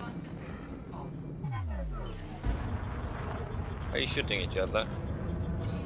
I'm trying to. I suck at fixed weapons.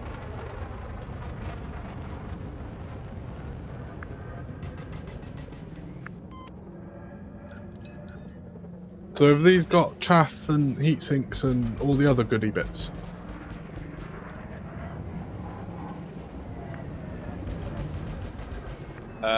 Well, that depends on the loadout. Like the Taipan has does have a heatsink, and the Condor has chaff.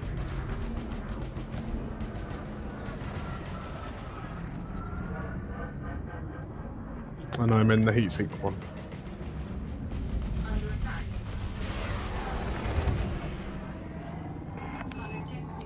Let to blow me up, dude.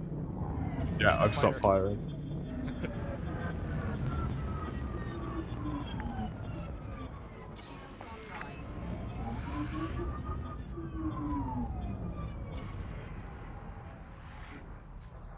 So how do you dock? Again with the middle, with the 3 panel, and then you just click on the mothership, I think, and request dock. You can actually hotkey it where you can just lower it for them to. Would that be the same as recall fighter and stuff? Uh huh. You Okay. just hit that hotkey, and then it will lower the fighter bay, and then they can just fly into it. Oh, cool. Okay, I already have that hotkeyed, so.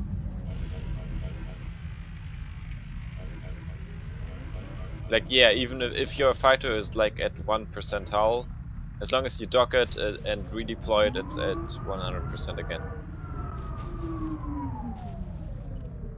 And are you upside down? Yeah, you were upside down. Me? Who's in the Taipan? A spider. Okay. Yeah, you were upside down. Yeah, you need the ship above your head. I was. It just wouldn't let me go in. Oh, maybe it's because I requested docking before you, maybe? Yeah, that might be. It doesn't have the brains to differentiate between my ship and your ship.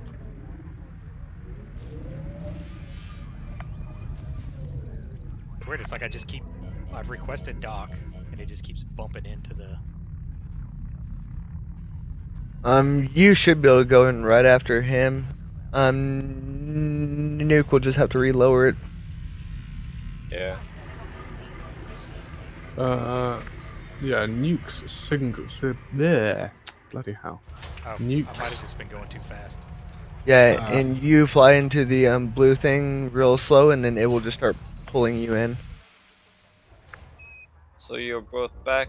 Yep. Sorry, I'm looking at your stream.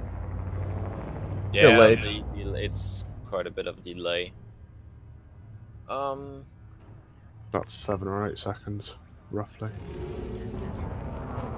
Oh, hang on a second. I'm gonna try something. Okay, so